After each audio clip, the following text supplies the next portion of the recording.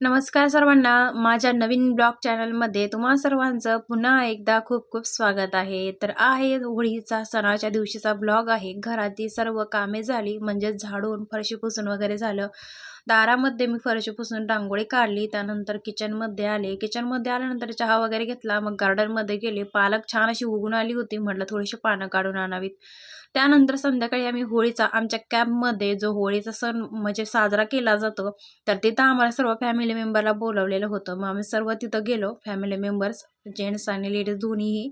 आणि तिथं गेल्यानंतर अशी होळी पेटवली बघा. खूप मोठी आपल्या गावाकडे एवढी मोठी होळी म्हणजे शक्यतो कमी करतात, पण इकडे एवढी मोठी होळी झाली होती ना, की शक्यतो याच्या पेटल्यानंतर ना याच्या जे ठिणग्या उडतात ना, त्या अंगावर उडायला लागल्या होत्या. खूप आधी आम्ही जवळ होतो आणि त्यानंतर बघा ही होळी इतकी मोठी खूप पेट घेतला. इकडची पद्धत वेगळी आहे. आपल्या गावाकडे जी होळी पेटवतात ना, त्याच्यामध्ये ऊसाचे जे म्हणतात ना, ते वाडे वगैरे, गवऱ्या वगैरे असतात. तर इथं तसं काही नसतं. इकडं वेगळ्या पद्धतीची पेटवली जाते. आणि त्यानंतर हे होळीचे म्हणजे हे झाल्यानंतर होळी पेटवल्यानंतर याच्यामध्ये जे मॅडम असतात ना, त्यांनी किंवा काही लेडीजनी इकडं फेऱ्या घातल्या.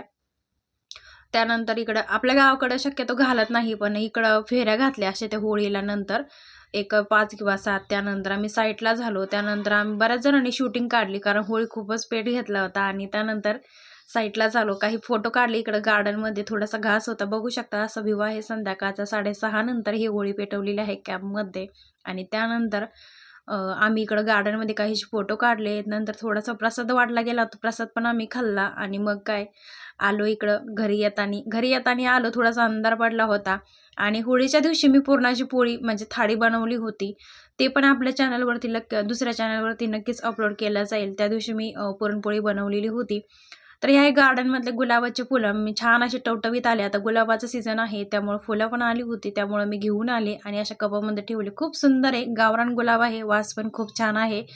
त्यानंतर बघा मी तर म्हटलं रेसिपीसाठी काहीतरी शूट करायचं होतं. मग काय म्हटलं गव्हाच्या पिठाचे पौष्टिक असे मिनी केक बनवावे, जे कमी वेळात म्हणजे एक 10 ते 15 मिनिटामध्ये तयार होतं आणि घरामध्ये अवेलेबल साहित्यापासून दाखवावं काहीतरी झटपट. आता सध्या मुलांना सुट्ट्या पण लागलेल्या आहे शाळेच्या, त्यामुळे म्हटलं असं काहीतरी नवीन खाण्यासाठी दाखवावं.